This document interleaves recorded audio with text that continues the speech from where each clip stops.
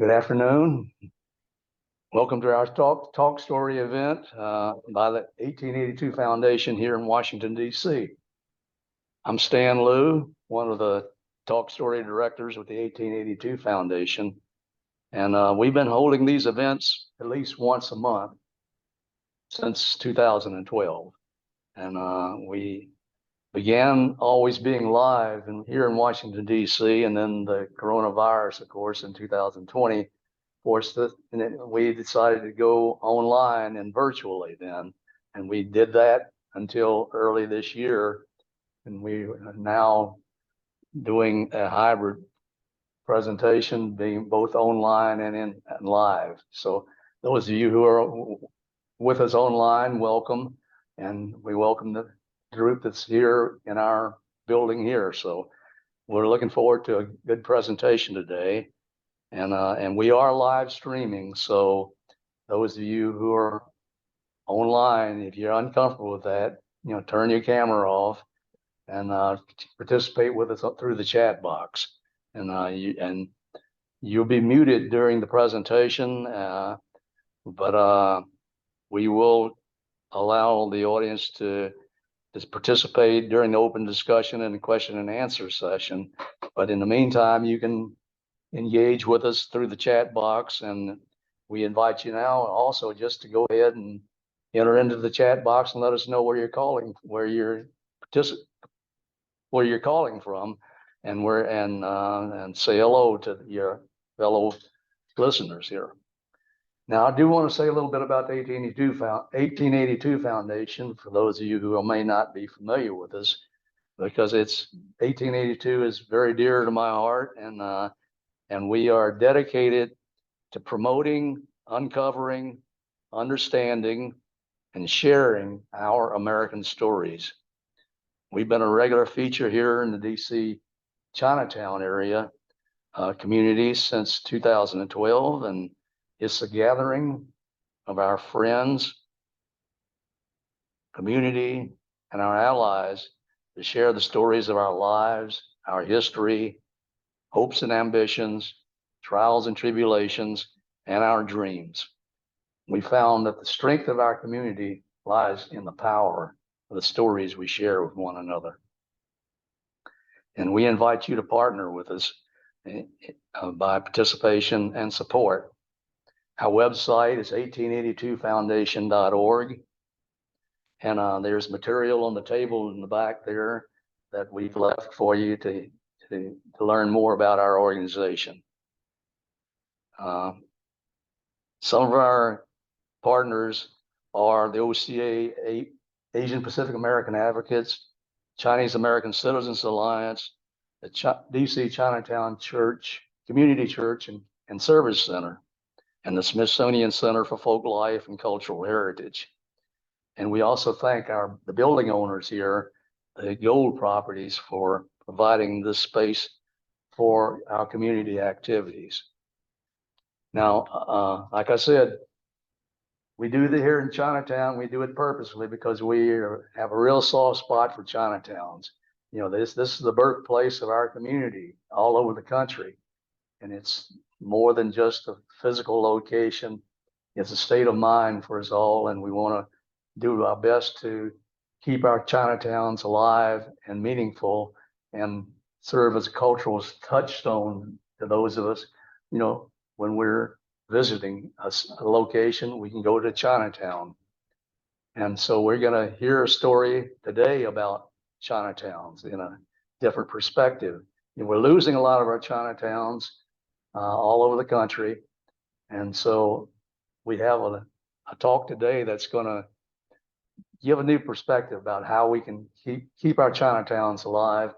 And I'm going to ask Ted Yong, who's the executive director of 1882 Foundation, to come up and introduce our program and our main speaker. Ted? Thank you. So thank you very much, Stan. Stan is, of course, our longstanding partner. Without him, we wouldn't be able to do practically anything, right? So also, I'm happy they'll have you all here. So very quickly, what we're going to do is we have with us the Innovator in residence from the Library of Congress. Actually, he's an artist and architect now, but I think that the Innovator title is very, very apt in the sense that what he's doing is quite interesting for us in our efforts to preserve and look and how we look at our Chinatowns. So the way that we're gonna do this is Jeffrey Yoo Warren is going to be taking an example of some of the things that he's doing and showing us what we can do and how we can look, taking a different angle, how we look and preserve our Chinatowns. I think it's going to be very exciting for us, not only in the new perspectives that are coming out, but also I think in the larger perspective of how we as preservationists, what kind of tools we can use and how we can apply. So a very creative approach. And what I'm going to do is Jeff maybe talk for about half an hour or a little bit more, or any way you want. It's going to be, as you all know, our programs are very informal. Then afterwards, I'm going to ask Sojin and myself to be with you to have a conversation. And in that conversation, I'm hoping that the people online and you in the audience would just have a conversation with us. So Jeff, would you mind starting? Thank you very much, Ted. I really appreciate it. And thanks everyone for having me here today. And yeah, I guess try to get the slides going here. Great. Okay, there it is. And I think actually I'm going to channel my inner Mr. Rogers here. Just very hot on the bike ride over, but there we are.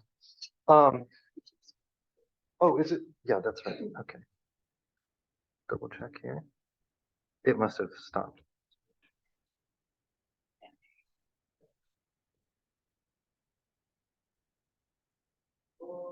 Yeah.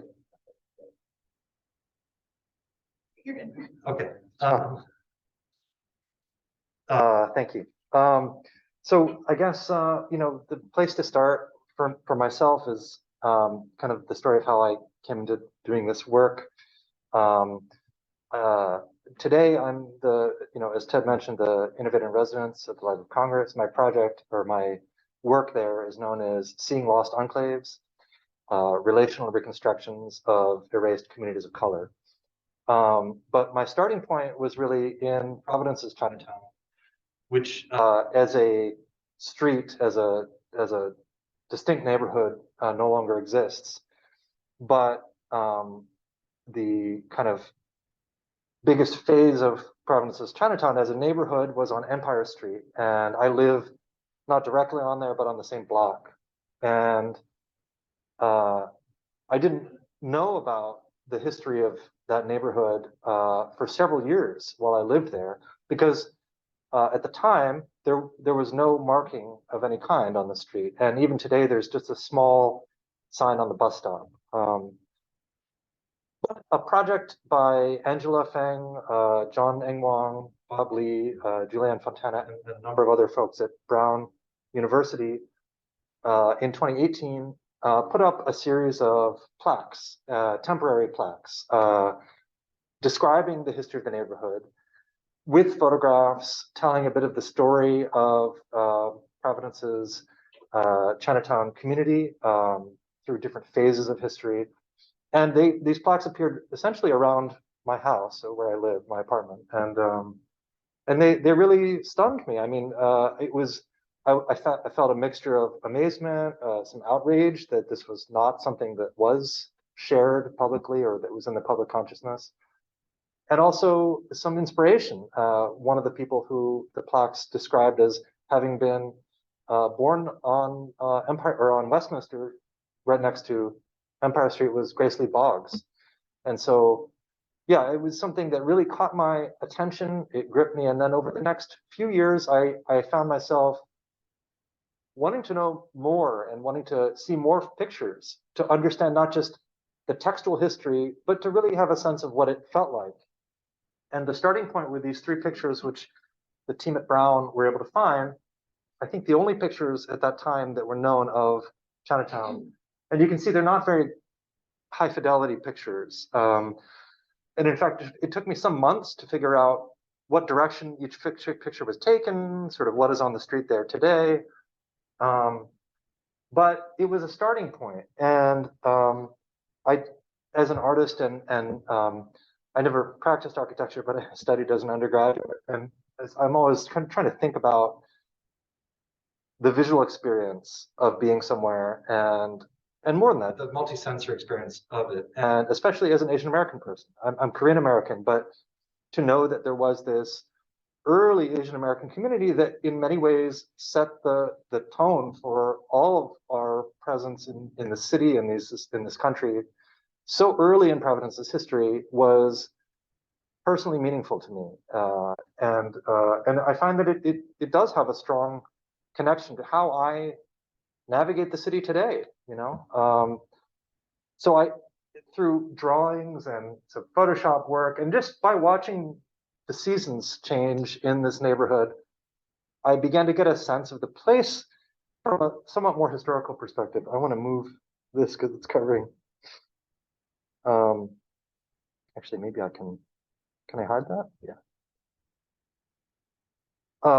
So I did illustrations trying to imagine the neighborhood as it might have been, and I guess I began doing a kind of like a detective work. I noticed there were still a few buildings that existed at that time, and if you began to look closely at even buildings that were gone, but where you could see certain details, like the top of a window has a certain shape, or the billboard in one picture on the right is the same as the back of the billboard in the left picture. Little details like that helped to kind of weave the pictures together a bit in my mind, and get a grasp of what different views in the neighborhood looked like. And one thing that I noticed a lot was that in all the pictures I was able to find, you know, going through different archives and Google image search, and often Chinatown was just around the corner in so many pictures. And that's such a common experience in doing archival research on early communities of color, that it's not the focus of photographers, or it's sort of overlooked. And I always really wanted to walk around that corner in both these pictures, right where that tower with the kind of conical roof, if you could just look around that corner, you would see Chinatown at that moment in time. And again, in this picture, there's the overhanging balcony, and right in that alley would have been Chinatown. I almost want to hide this. Can I hide that? Hide video panel? Hide. There we go.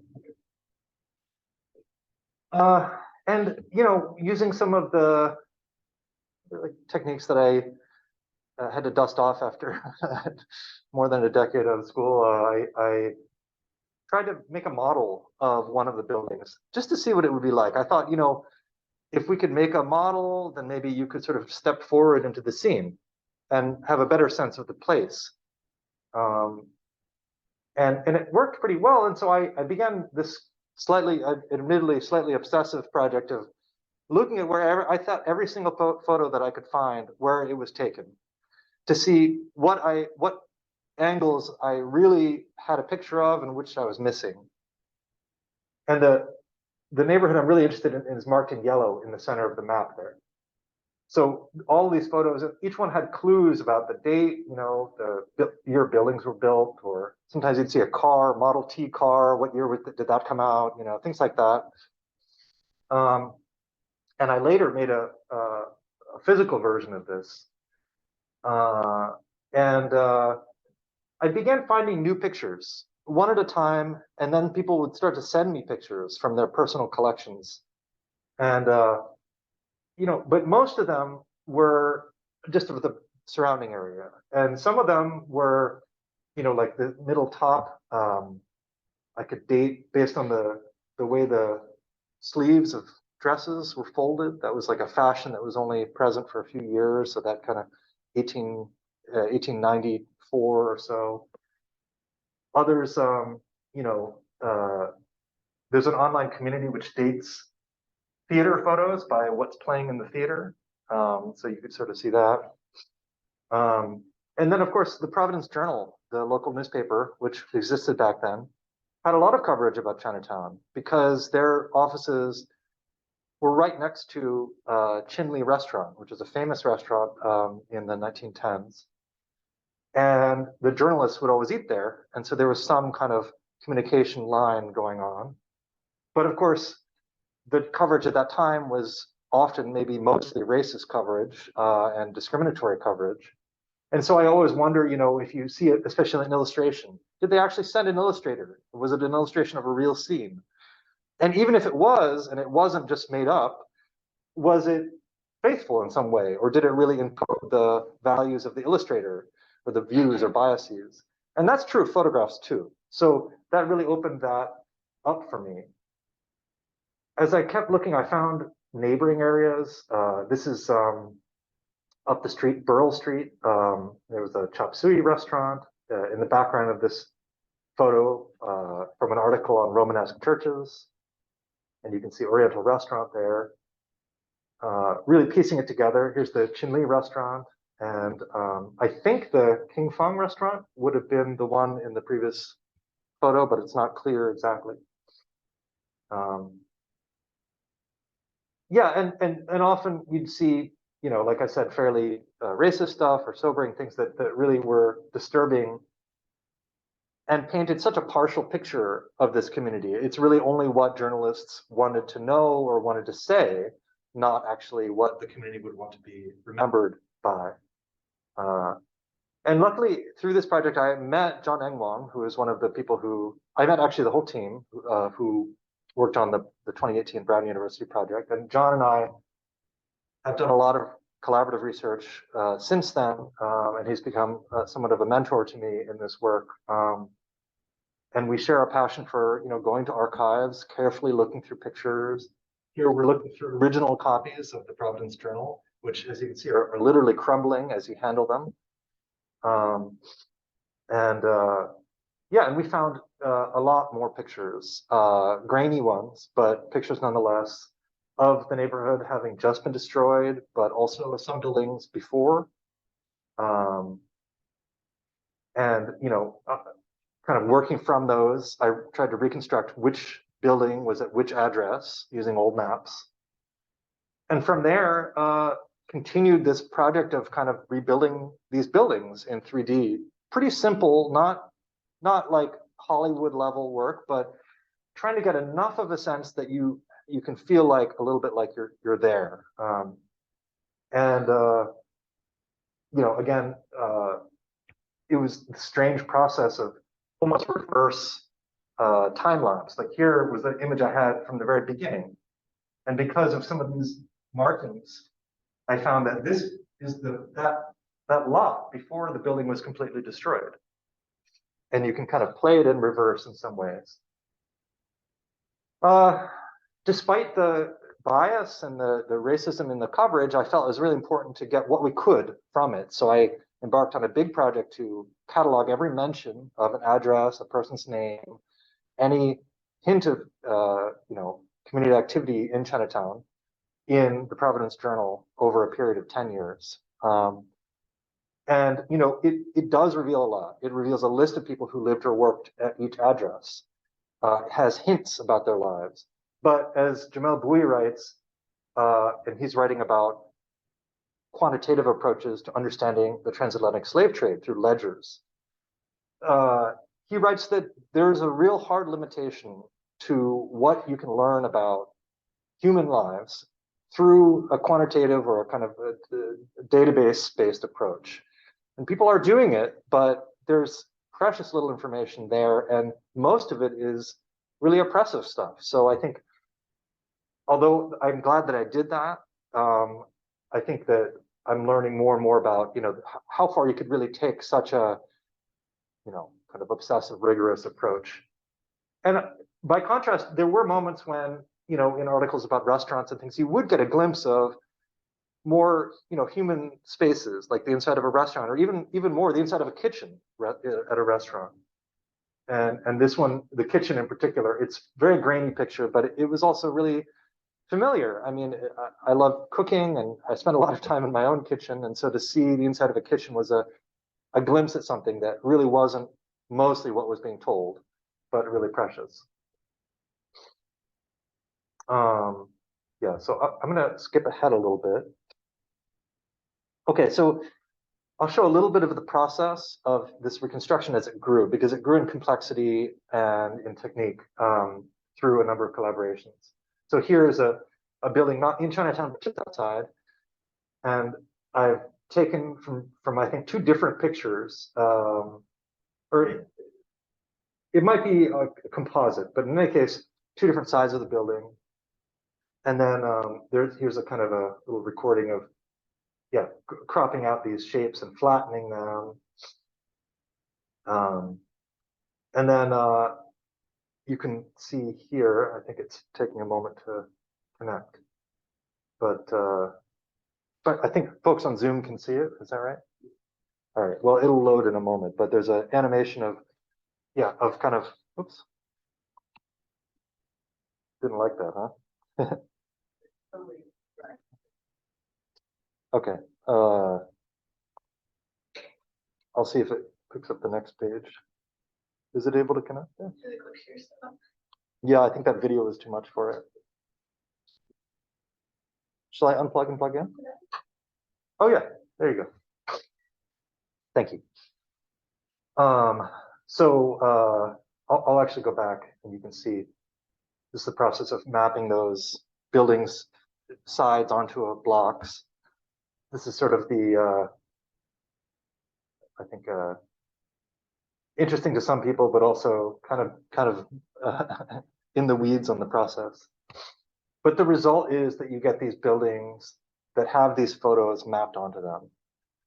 And then in some cases, the photos are so low quality that they have to be kind of stitched together. It's like almost a surgery or a repair, where I take a window from one side and I use it to kind of fix the facade on the other side. So there's some of these are reconstructed in that way. But ultimately, you get basically these sorts of scenes, and then there's things you can do to increase the feeling of atmospheric, sort of emotional space. Like when I think of a strong memory, I often remember like a snowstorm or a hot day where I'm sweating, or a sunset, or something like that that really begins to feel a little bit more like a memory. And I think that's where I work a lot more as an artist and less as a historian. The reconstruction work I'm doing is not intended to be a historically precise reconstruction of a neighborhood. Actually, the thing I'm interested in most is how do Chinese Americans, especially descendants of these communities, and also more broadly Asian American people who feel that kind of a personal connection to these spaces, how do they relate to these memories, to these histories? And so I'm very interested in that idea of emotional space. This is where I wish I had the resources of Hollywood, but in the absence of that, I work with a lot of lighting. So I think about, I think about, what does it look like to see the warm inside of a building? What does it feel like on a rainy evening? What does it feel like in the winter when there's a feeling? It's hard to picture right now, I know, but the feeling of comforting, warm inside, something like that, that can help to make this space feel a little bit more alive. So actually, I can talk more about this if folks are interested, but it was at this point in the process that someone sent me a big Google Drive with maybe a half dozen new images of the neighborhood. This is actually not part of that. This is a really interesting photo from the Providence Public Library. It was at the start of the project the only photograph of Chinese American folks that was preserved in the public record. I later learned, and I'll show a picture of some local church archives had some portraits. But this is a street photo, and it's a fairly unique one. It's hard to interpret exactly what's going on, and the kids. I don't know if they're just sort of afraid of photographers, or this photographer in particular was not nice or something. There's no metadata with it. There's no date, and we also don't know what street it was taken on, but it was in Providence. But in some ways, it's a kind of a sweet photo. So I mentioned descendants. Irene Le Cope is from the Luke family, who ran a famous restaurant called Luke's in Providence. And she's the archivist at Beneficent Church, which is only a block away from Chinatown. And she organized the entire archives herself during the pandemic, which is amazing, but also has been someone who I've been very lucky to collaborate with a bit, to not only hear stories, but to work together on recovering photos and organizing them, things like that. And she has family portraits, a lot of church choir photos from the Chinatown community over the years. And she has, personal memories of working in Luke's restaurant in the 50s as a teenager, all the way into, I think, the mid 70s as a young mother. And so from her memories, I did just tried to do a recoloring of this scene along with a 3D reconstruction. And I remember this is such a powerful way to work in collaboration with someone who's also an archivist and has these memories. I tried this and I sent it to Irene and I said, what do you think? Does it look right? And she said, no, wait. Restaurant was in green. So I don't have the finished version of it, but I did go back and I kind of adjusted that and incorporated her memory of that. So it was this sort of iterative process, which I think is a very powerful way for me to experience it, and I hope for her as well. So yeah, this is the earliest video of the neighborhood reconstructed. So it's doesn't have all the finishing touches, but was the first moment that it really felt like I was in a neighborhood, walking around it, and not just looking at an old photo. I kind of imagined it in dawn, and then I later made an evening one, full moon. So these are some glimpses of the reconstructed scenes. One of the things that's really special is the ability to look out the window back down onto the street. It's the opposite view of almost all of the photographs that we see, because the photographs were almost all white photographers who didn't have a deep connection with the community, if a connection at all. And so they couldn't tell those stories visually. And so by trying to create a reconstruction, you can get these perspective from a dormitory window or from a shop looking onto the street. I think that's a very important way to see the neighborhood. And I also worked with this artist and friend of mine, Alicia Renee Ball, who does a lot of 3D design work, to work on lighting, fog, wet surfaces. We've even done things like fireflies, a little bit of wind, those sorts of atmospheric effects, which can really help to make a scene feel real.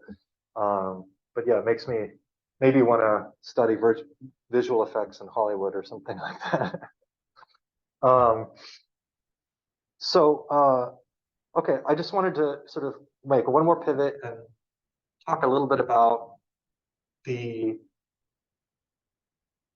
sort of more open-ended sides of this project. So in all of this reconstruction work, I think one thing I really learned was how easily you run up against the limit of just looking at archival materials and sticking to it so strictly. And I find I'm inspired by the work of C.D.L. Hartman, who writes about critical fabulation, the idea that in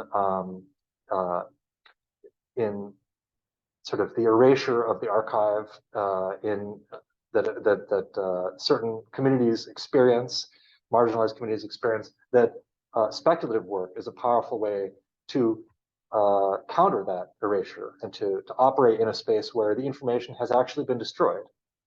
But we want to connect to it in a human way.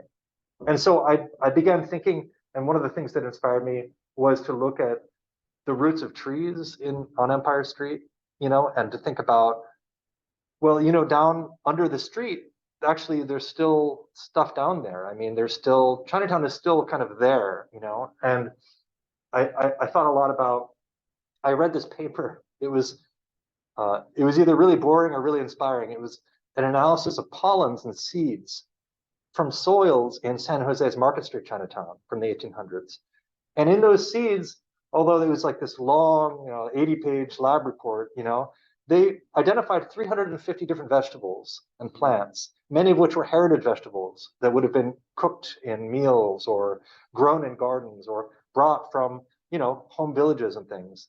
And they identified many of them from these just fragments that still lasted. And so I began to wonder, what's actually under the street? Like, could we learn about what meals were prepared or what medicines were consumed by looking at soils and things like that? What are the really trying to think broadly about the kinds of knowledge that we can access, and being creative about how we might access that and what it might mean to us. This actually was not Empire Street. It's around the corner of Westminster Street, but they did actually, teams of workers did dig up Empire Street 2 years ago before I knew that there might be stuff down there. And there wasn't a city process at that time. There still isn't for protecting what they might find under the street there. And I think that's a real issue. But it also raises questions of, well, what would be an ethical way to approach that? I mean, I think for the short term, just not touching it, unless you know what you're doing. But in the longer term, I think engaging descendants, engaging local Chinese American community in the process would be a prerequisite, and I just think in the near term, just making people aware that it's not just dirt under there, I tried my own hand at looking at pollens, just trying to understand them and taking photographs of them. I was trying to see if it would be possible to do that ourselves. But don't worry, I didn't take any samples. And then I also began working in different media. So I'm an illustrator, a woodworker. So I try to engage in these histories in different ways, especially because I find it very important to think about should this be a purely academic pursuit? Should it be a purely, there's plenty of people interested in history, right? But what if this could be a picture book? What are the ways that kids could engage with these histories? Or not, picture books can be for adults as well, of course. And what are some of the ways that we might think about these histories differently in a visual narrative in that way? So I began kind of storyboarding out, and I still would really love to do a picture book about the neighborhood that incorporates some oral histories as well. Oh yeah, I was going to reference back to this. And then I began this process of working with photographs in trying to engage people, because as an artist, I always am seeking to do collaborations with people, to draw people into the work in a participatory way. And I just tried this experiment. I thought, well, okay, we don't know where the picture was taken, but what if we just imagine stepping back from the photo and imagining what was around it, right? Not saying that's historically accurate, but to have a better sense of that place. And so you can say I just took the same photo and kind of collaged it behind. And I took some kind of generic cobblestone and put it down on the ground. And I found that it actually kind of worked. Like, it does kind of feel like a real street. And based on that, I began trying other photos. This is a photo of a Korean child during the Korean War from an online archive, looking at some comic books. And I didn't know, was he on an urban street, a rural street? I didn't know anything. And the archive doesn't preserve that information. But, I tried to kind of imagine, is there a tree hanging over the fence? Could we look down that dirt road, see what's there? I worked with my own mother, who told me the story behind this family photo we have of her in college, in her yard in Seoul, playing in the snow during a snowstorm in the 70s. And I, talked with her for over an hour about that memory and the sounds that she would remember, like, the sound of traffic or the streetcar or the steam coming up from a bathhouse down the street, and reconstructed that scene with her. And so this technique, which I began to call ancestral memory enclaves, and it's inspired in part by a really great film, Afterlife, a Koreeda film. So go watch that. No spoilers. I think I moved past it, but I began to host workshops where I would teach people how to make this kind of what I called a memory enclave from an old photo of their own. as an introduction to the practice of recreating things in virtual space. So I've worked with, I don't know, maybe 30 or 40 people at this point to reconstruct. Imagine an old photo of your own, and imagine doing that, taking a step back, looking to the left and to the right, up and down. What do you hear? What do you smell? Is it hot or cold? Those sorts of sensations in a memory, and creating a virtual space based on that. So I'll just move along here. I also hosted. I'm basically looking for many different ways to draw people into this. So beyond the workshops, I've been doing virtual walking tours and visits, where lots of people get to wander through the neighborhood, the virtual neighborhood, and sort of experience it themselves. That includes things like getting lost. It's an experience that you don't often get, which is actually, I think, a valuable experience, a valuable way to interact with the space, is to go into the alleys and wander around a bit on your own, to have some agency. And there's actually going to be a visit in September online, so I'll be sharing that on my Instagram and my newsletter. I'll be happy to connect with you all about it. Yeah, so basically a lot of different techniques to engage people. And one of them is, people always ask, well, you're doing virtual reality, do you use virtual reality headsets? Personally, I find the headsets to be kind of cumbersome, and to have a kind of a Silicon Valley futuristic aesthetic that I don't love, and I think it's kind of gets in the way when you're trying to think about memories and things. So what I did is I imagined, what if VR headsets could look different? What if they could be a different kind of experience? And so I imagined one that was in a mask, a tiger head. I actually have it here, so you can try it, those of you who are here. And I just want people to be able to experience memories in a space that is more attuned with a personal connection to memory, to the cultural context of memory, and not have to kind of go through this spaceship to get to it, So I began teaching workshops on not only using these masks, but also creating them. I worked with an artist, Ann Chen, at Culture Hub in New York City, and we spent a week with people crafting. Each person crafted a mask of their own. This is actually my mom using the tiger mask to view her own memory, which is a little bit circular, but she enjoyed it. So yeah, people made a wide variety of masks, and you can put your phone in and it becomes like a VR headset, and you can view memories through them. The one on the right is, this is not Anne wearing it, but the mask is made by Ann Chen, my collaborating artist and friend, who based it on a memory of her little brother being bathed in a basin as baby. So to view her memories, you actually put your head into the basin, which is I really like that one. This is another one based on a Korean royal crown, and these were largely Asian American attendees at the workshop. I think maybe all Asian American attendees at the workshop who kind of created masks that were personally relevant. I want to talk a little bit for a minute or two about just Library of Congress stuff. Since coming to DC, I work mostly in Providence, but I make visits. I have spent a lot of time in the Library of Congress's photo archives. There are maps division, many of the different divisions, but to share a few of the photos that I've been able to find. Many of these are of the more famous Chinatowns and the better documented. I think this is New York Chinatown, that's San Francisco Chinatown, Fish Market. There's a bunch of pretty famous photos of this street. But, some of them are just really resonant and really powerful photos to spend time with and to look at the details.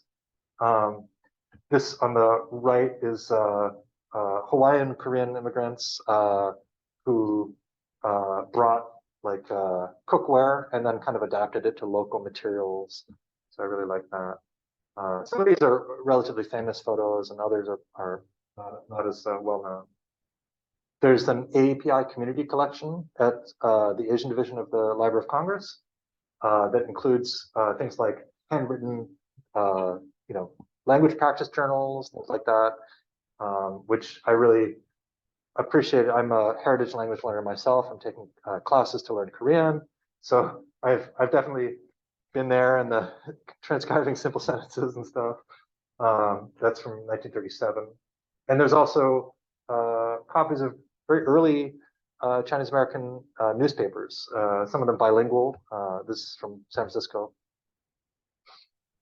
Yeah, and then being able to find pretty remarkable photos of places that I really didn't know there were Chinatowns, Deadwood, South Dakota, for example. And then really zooming in on all these photos to try to piece together where was that? Where was the Chinatown in Deadwood? You know, what is there still, are there still buildings and sites remaining? Are there photos that we can find of these neighborhoods? And, you know, looking at where the roads curve and these old maps and things. And in this one, I was able to find a very distant photo of Chinatown, which is this row of buildings right here.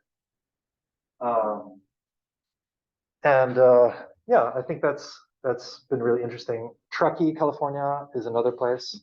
Thank you. And a lot of the Chinatowns in California and along the West Coast, as you probably know, have very violent histories. You know, they're no longer there as the result of violent attacks, in many cases in the rural areas. And so in trying to understand these spaces, I felt like I really needed to go visit. And I spent actually last week on a week-long research trip with Ann Chen and other folks that I met along the way to visit some of these sites and to better understand them, inspired in part by 1882's Return to Gold Mountain journey. And in some cases, like in Truckee, found places where there are almost certainly, you know, fragments and architectural bits and pieces that I think should be better preserved. On the right, there's a whole ceramic jug about this tall.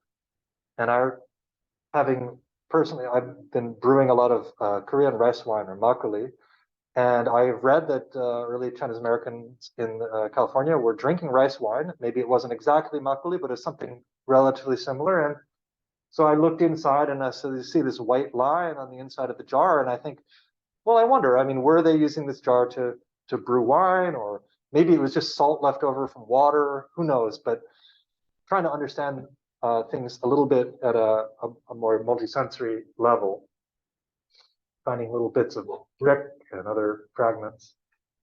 And I mentioned to Ted, we visited a pretty remote early Chinatown. I don't know if this building in particular was part of the Chinatown of that area, but it's called Howland Flat.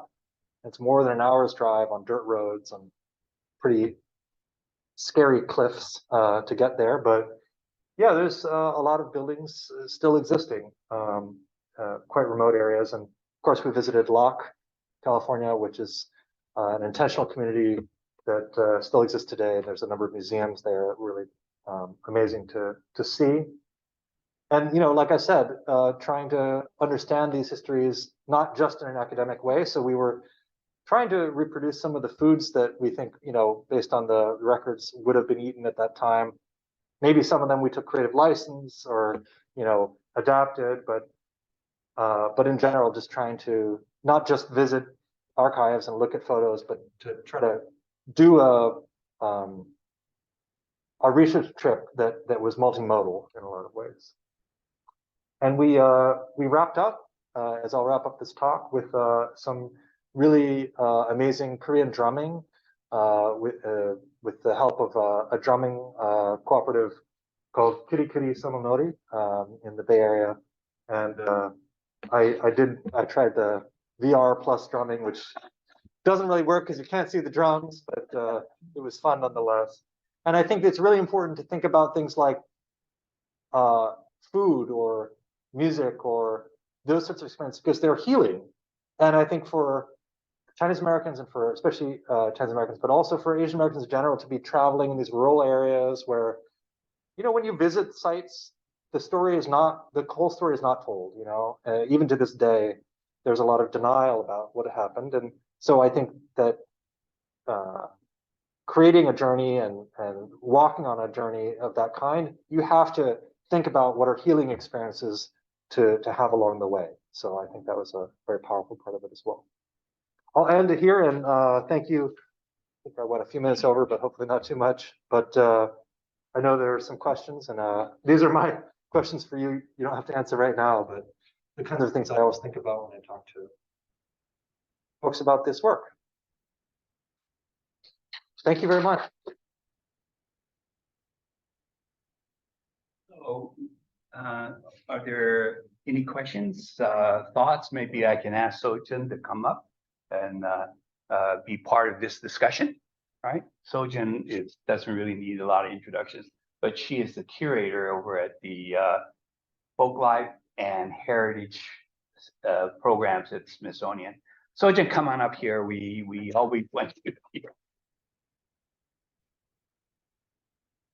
So while she's coming up, you have a question you formulated, or? Well, there's a number of questions Yeah. in the chat, so I'm Yes. wondering if you want to start Yes. with the questions people are already. Yeah, come on up in the, Oh. you get the middle Oh, seat. okay, thank you. Thank you, You can put Jeffrey, on, that you was can put on the awesome. tiger virtual thing. Yeah, yeah, I'm we'll happy figure to that share that after, and people. Yeah, so all of you guys who want to try out tiger virtual, leopard, tiger, okay, yeah. Do you want to start with the questions that? Sure, people why put don't into the we chat? do that? I'm trying to pull it up. Mia, do you want us to read them or do you want to let people ask them themselves through audio? Might be easier if you read the ones that are written Okay. currently, and then if anyone has questions for audio, we can handle that next. Okay, so for people on Zoom, just if you didn't hear Mia, we're gonna go back to some of the questions that were asked while Jeffrey was giving his presentation. But if other people have questions now from here on out, I guess raise your hand maybe, or indicate that you have a question or put it in the chat and maybe we can. Put it in, yeah, just put it in the chat, or if you want to raise your hand and say something, that's okay too. You can unmute them, put them on, but we can also just see it from the chat function. The first, Put it in the chat. oh no, you guys can ask questions. Here, Here. you can ask questions. But the first question that came up was from Derek Lim in Northern California, who asked, he says, this work is so important to gain insight into the demise, encroachment, and hopefully some successes. Question, have advocates and activists for Chinatown found your work helpful to make the case for preservation and mitigation of ongoing development? I thank you for the question, and I think a lot about that connection to present day displacement. Even just at today before the talk, we were talking with some folks about buildings that are at risk and things like that.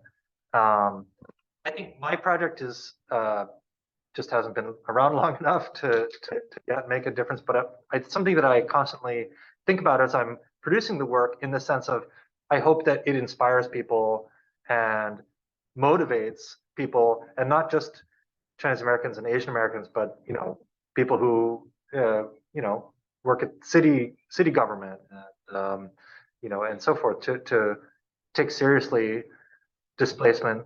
And I think it operates in a couple different ways. One is not just historical preservation, which I do think is very important, but also there are different phases of the life of a Chinatown. There are Chinatowns which are sort of still, growing, expanding, very dynamic. There are ones that are, entering a different phase of their story arc, so to speak, and still deserve recognition and protection. And I also think that in many neighborhoods across the U.S., there are other neighborhoods of color that are threatened by the forces of displacement. And we have a really serious housing emergency in this country, and an emergency also for just small businesses in downtown areas.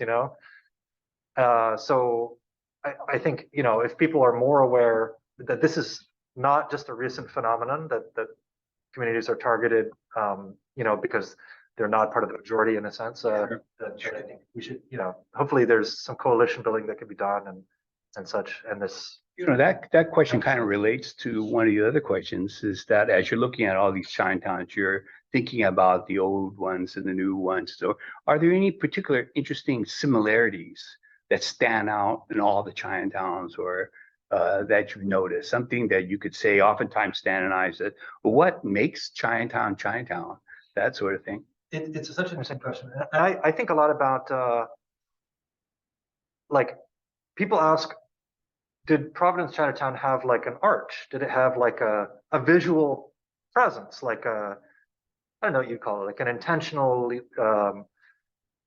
presentation as Chinatown?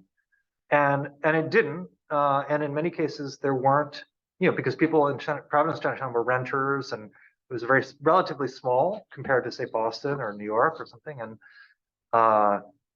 so personally, I don't feel that that makes it less of a Chinatown, that it didn't have kind of architectural features. But I hear the question, and I also think about a lot of it's just about how we think about it.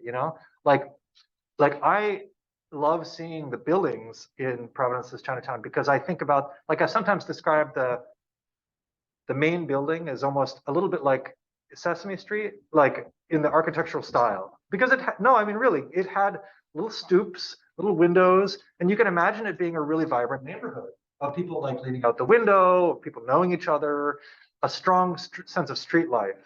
And the fact that it didn't have embellishments, architectural embellishments, to sort of advertise itself as a Chinatown is to me less relevant than the fact that it had this sort of rich street life based on the architectural evidence that you can see. I also think a little bit about, like, I've lived in neighborhoods that had a lot of Korean shops. I'm Korean American, but I didn't somehow think about them as Koreatowns. Why not? Even today, the neighborhood I live in has 3 different Korean restaurants. What a wealth of Korean culture in the area, and yet it's not known as a Koreatown. And I think that there's a lot of reasons for that, but I think I would encourage people to go out there and claim it more. And I think that's important to recognize in the present day. Are you one specific thing where you're doing so much, and I love the idea, and let's get back into it later. The idea of not just remembering Chinatown, but actually feeling it, walking into the space and feeling it, right? And that, I think, is done so much better in the sense that you're using all this virtual co-location and all this. So we can talk about that a little bit also. But one of the questions in the audience also, particularly about the Providence Chinatown, since you've been there for so long, but maybe in the other place, are you actually collecting oral histories that are accompanying each of the buildings? And how is that being done? And how are you storing, archiving it, and making it available for people? Can I just add to that? I think it's the same question, but it's beyond just trying to understand the formal and physical evidence that's left of these places, or to reconstruct what physically or materially was there. What are you doing to reconstruct the intangible, and that sense of emotion and interaction and community life? Yeah, challenging questions. So to the first part, definitely because of the time period I've studied in Providence's Chinatown, just sort of 1904 to 1914, there are very few firsthand accounts. There might be some family stories, but and those are oral histories that I do find to be important. But most are on the sort of subsequent era of Chinatown, which is sort of 1914 to, I want to say, sometime in the 50s or 60s, across the highway. Yeah. And there are a lot of oral histories that are important to preserve. I've recorded with Irene Luke Hope talking about her childhood experiences growing up in the restaurant at Luke's, and I've tried integrating that into a virtual scene where you can hear her talking and you can kind of see the restaurant. And so yeah, it's an ongoing project. And then to the other question about the intangibles, I think that's maybe the biggest challenge. My approach has been to work with other artists in communities in Providence that are interested in these things, and we're just starting to get organized to do evening. It's not exactly a walking tour, but like take people to places at night where there were buildings or there was an important place in Chinatown, to listen to oral histories and to experience a virtual reality actually on the site. So there's it's strange, but there's an alley which still exists that you can go into, and it's, you know, it's a grungy alley. But when you put on a VR headset, you can see the way that that alley looked in 1910. You can hear some of the stories of the neighboring buildings and the businesses. And it's a pretty interesting experience because you can hear the city of Providence around you as you're sitting there on a stool, and you can also see. And so I think that's a really interesting way to do it. And it sort of allows for your imagination to run a bit. And it's been an interesting way to do it, as opposed to doing it like in a gallery or in a museum or something like that. I mean, what I love about what you're talking about is that it's about engaging multiple senses, right? So it's not just an experience like going onto the computer or putting the headset on, but actually physically taking people there. And it is about like the sounds, it's being physically in a space, and then it's being able to see things. So like having all of that layered in there, I think is really very cool. And I also I was very struck by your description. You showed those photographs of walking down Empire Street, and then the frustration of being like, if you could just take that left turn, or if they had just like gone up a little further and you could look around that edge. But yeah, and that's what I think is so cool about your work, is it is also about this imagination and this speculation of what might be around. Yes. I came in late, so I didn't pick up on. I didn't know that Providence had a Chinatown. Do you still have a Chinatown now? There's a Chinatown like descendant community in the area. So like Irene Lukope is someone I've been mentioning, who you know, grew up working in a restaurant that's in downtown adjacent to Chinatown. So folks still live in the area, but there's not an aggregated location anymore, spatially aggregated. I think there's a lot of different reasons for that. Because I think people who go to Providence or came from Providence might be in. That's an audience. I'm interested because I'm very interested in Chinatown South States. If you coordinate with the tourist centers in Providence, so there's a link that they have it. That link will link you to whatever virtual the people that are interested. And also let people like the 1882 organization, all the Asian organizations, that they have some sort of website that if they're interested in a certain city's Chinatown, they can link it. I mean, it's a way of, the thing is that what you have is of interest, I think, for a number of people, especially nowadays, that it's like, where do you go to find these things? So you have to sort of set up these links. I went to Vancouver a number of years ago.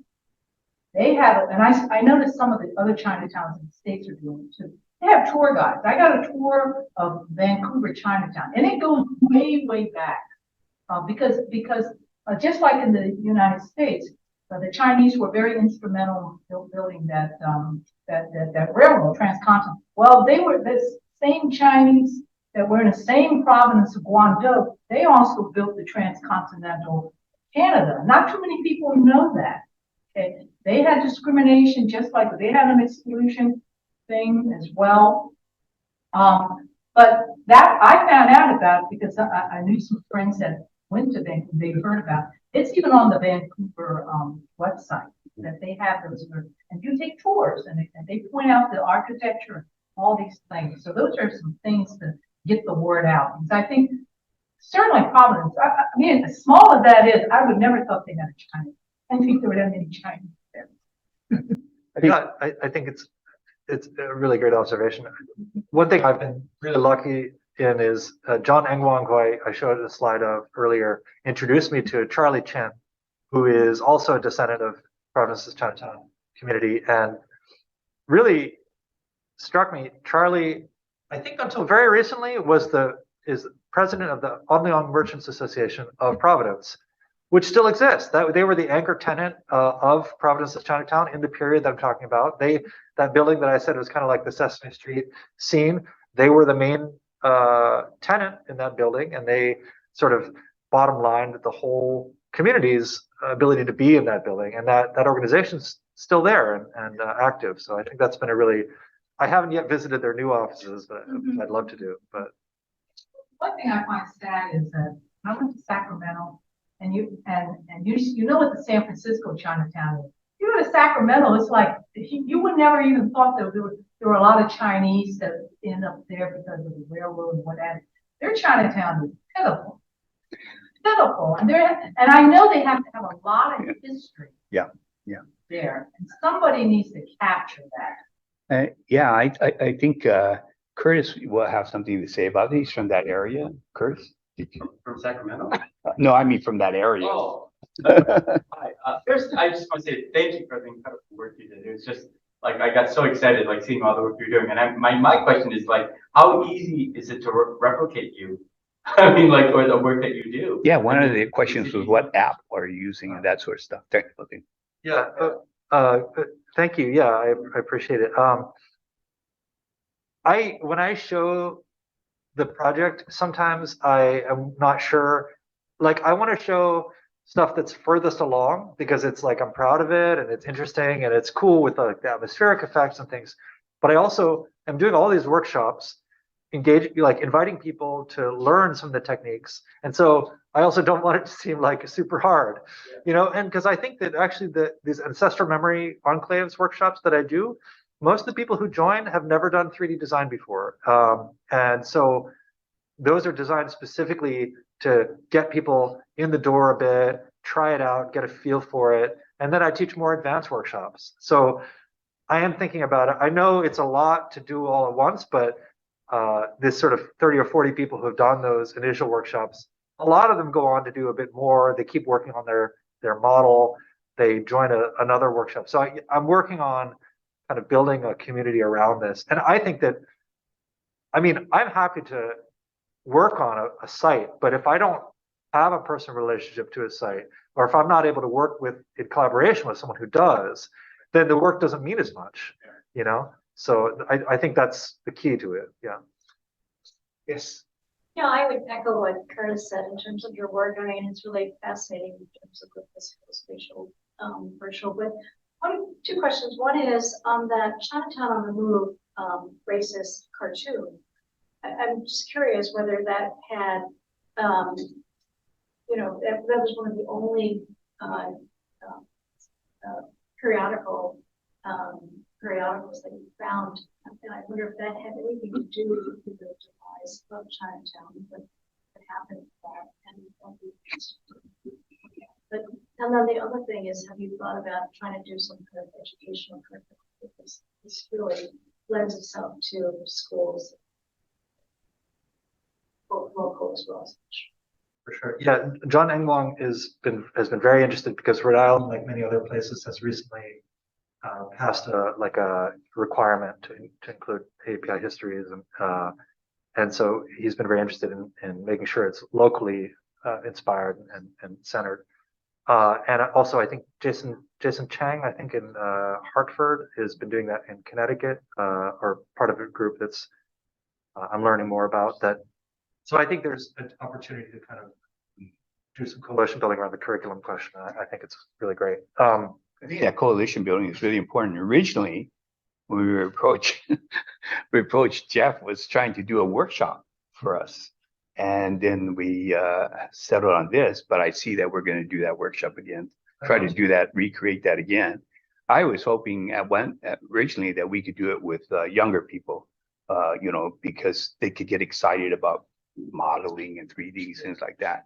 But I see that there's a lot of other people that are very interested in just sort of being part of that larger coalition of building the idea that this virtual space and so forth has so much room for us to develop. So stay tuned, come back. Any other thoughts? It was the first part of your question get answered about the article. Oh, about the racist cartoon. Yeah, Sure. I think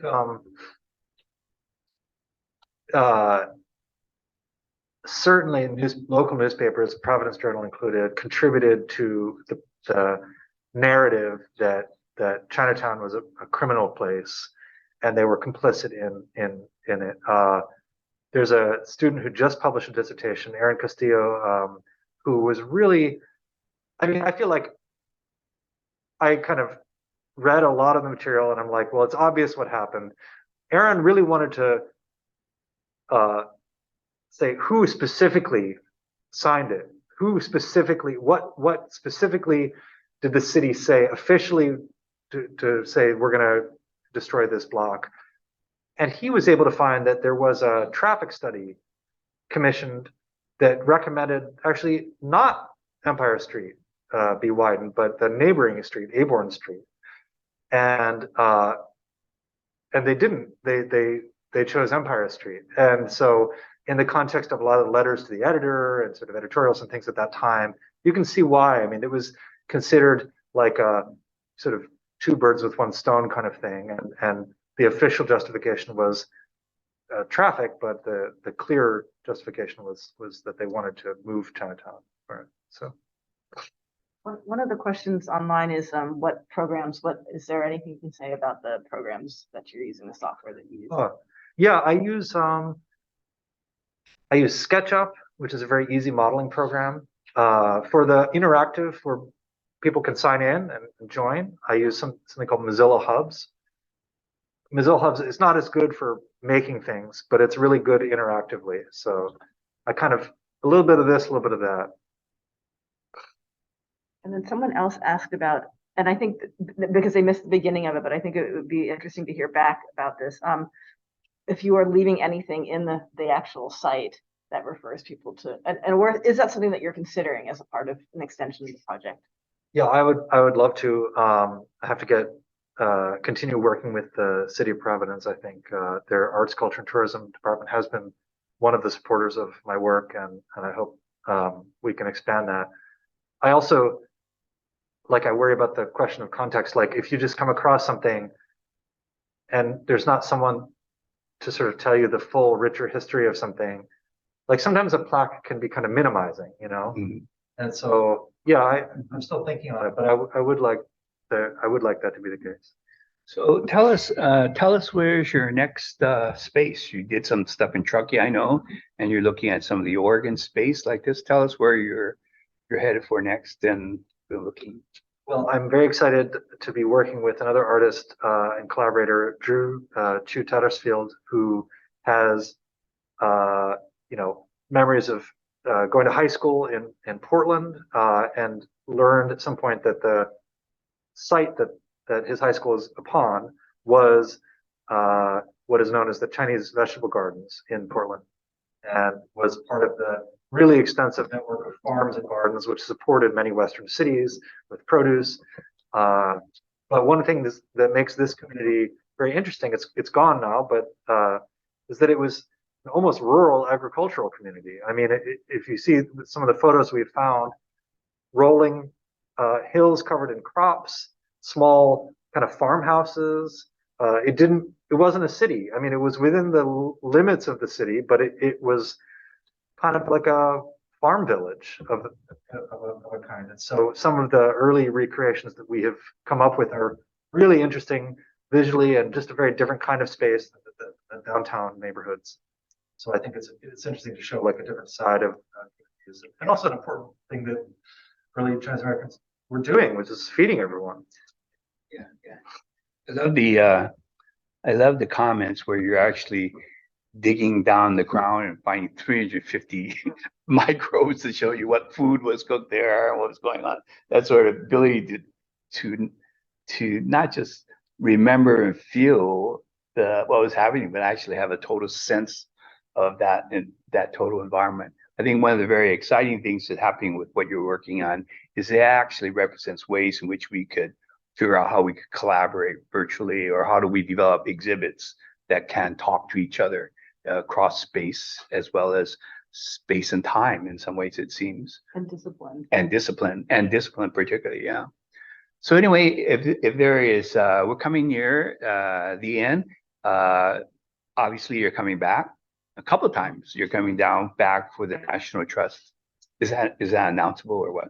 I don't know, actually. Oh, okay. Anyway, he'd probably be back. We're going to try to invite him to our conference in Utah. So if you're out near Utah, and we're going to have a rural Chinatowns and their buried sites sort of conference about rural China versus the large New Yorks and Seattles and things like that. Will be in June 2024. But in the meantime, stay tuned. Next week, there is another Talk Story program Stan, can you tell us what that Yeah. program is? We will be having another, it'll be a virtual talk story next Sunday. It's featuring the film Blurring the Color Lines. The film was produced by Crystal Kwok about growing up Chinese in Georgia and interacting with the Black neighborhoods which they were forced to live in during the Jim Crow era. So that'll be online 2 o'clock next Sunday. And one of the producers of it will be our summer intern here, Amanda. So Yeah. she has lined up Crystal to be on the program. Who else? It'll be Crystal and her cousin Leanna who is featured in the film. But if anybody wants to watch it, we also. Yeah, I want to really give a great shout out to our great summer intern group this year. Each year it gets better and better, and this year this crop is particularly talented and energetic, which keeps us our programs moving along, keeps Richard and Stan busy. We are also a couple of other programs. I want to give a shout out to Curtis. Curtis, tell us what your programs are. You're here for a couple of things, and you're going to be here for book reading, and there's also potentially a reconstruction of the Smithsonian's original Asian American whatever. Can you tell us what's going on? That looks like things are coming together, and tell us about your reading at the MLK Library. Well, I feel more confident talking about the MLK Library because I know for sure that's a done deal. So I have a new memoir coming out called Everything I Learned in a Chinese Restaurant, and it's about growing up in Detroit during the 80s. Terrible time period, crack, AIDS. I knew 5 people murdered by the time I was 18. In the restaurant? Some of them, not customers, it's Detroit in the 80s. But anyway, we had this great restaurant that my parents were able to raise me in and my siblings. And so that book is coming out from Little Brown, and it just got named by Publishers Weekly as one of the top 10 memoirs coming out this fall. And I'm doing a 30-city tour starting October 17th in New York City. Okay. And I'll be coming back here to Washington, D.C. on October 19th at the MLK Library, and hopefully the 1882 Foundation will support that.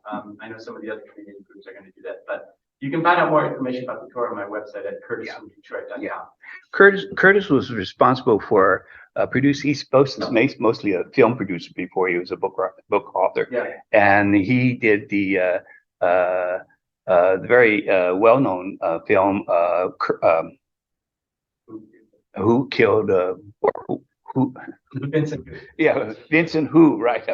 So Vincent Who, that was about that killing. I think Helen Zia is also represented very much. He also recently produced a very short film, but wonderful film on Corky Lee, which is called Dear Corky. And I think that's going to be No. Okay, never mind then. But everybody pay attention to that and watch the space. So that's happening. And then we are also working on a Chinese American Women in History Conference, which will be in October, first week of October. I think our guys are very much working on that. That will be the second version of our conference. So stay tuned for our space there. And then in December, we're having our reception to celebrate the commemoration of the 80th anniversary of the repeal of the Chinese Exclusion Act. That will be December 17 over at the Library of Congress. And we will have a series of webinars that will foreshadow that, talking about the different provisions of the Immigration Act. But in terms of the Asian American Literary Festival, which you guys, which you alluded to, I don't know if people have read about it in the Washington Post and other media, but there was a literary festival that was abruptly canceled. I know many of the writers were very disappointed, and now they're working together to come up with a different set of programs, for that weekend. So please, if you are local to Washington, D.C., please keep that weekend, time available, because they're going to be announcing things very shortly. Possibly opening reception at Busboy and Poets on Friday night, maybe some marathon reading on Saturday, and then some additional readings over the weekend at a bookstore. So, I'm not sure how they're going to promote it, because it's a ragtag group of artists. But I guess you can go to my website. I'll try to post on it. Yeah. Great. So I want to thank, any other sort of quick announcements that, Richard's got all kinds of stuff about Chinatown revitalization, but nobody's going to want to talk about police, right? Oh, the Kennedy Center. Oh, yeah. We have a program at Kennedy Center, January. December. Oh, December. Okay, December. And that will be probably something related to Cantonese opera. We're also going to have something in August 2024 that we want to celebrate as a very large program related to remembering the concept of talk story. So we're going to try to invite many authors. Curtis, remember this, we're going to have something, bringing authors over to talk about everything from the beginning. Maybe invite Frank Chen to meet with Maxine Hong Kingston in this gathering and things like that. So that's going to be, should be a great thing at the Kennedy Center. So watch for that. All kinds of stuff happening. So thank you all. Yes. Yes. Thank You want to introduce yourself, Like Amy? such a great, I'm a journalist, I'm a reporter with Bluebird City Lab, and I think, were you at this conference in Vancouver? It was a I think she talked about it before I came. So, there was a conference in Vancouver, that was the first meeting of, the 18 North American Chinatown come together. You probably were there, right? Well, there's a long story there. It's embarrassing to Okay. me. I was there and I wrote about that. Yes. And I've been writing a lot about Yes. different Chinese by accident, but very, I really love doing this. So, written about the challenges of various Chinatowns that have been exacerbated during the last years.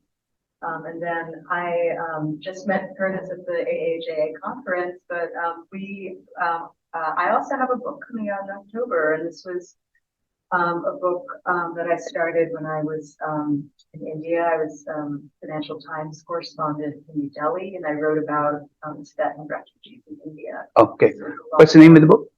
The name of the book is Far from the Rooftop of the World.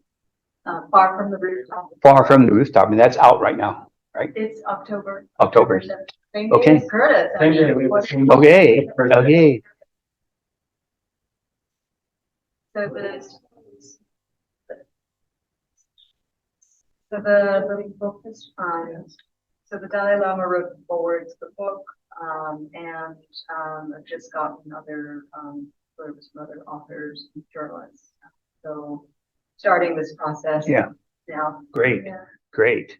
We'll have to have you here at one of our talk story events. Maybe. Yeah. This year, Chinatowns have really gotten a lot of attention. I think the National Trust for Historic Preservation got the Chinatowns in general to be listed as one of the 11 most endangered places in the United States.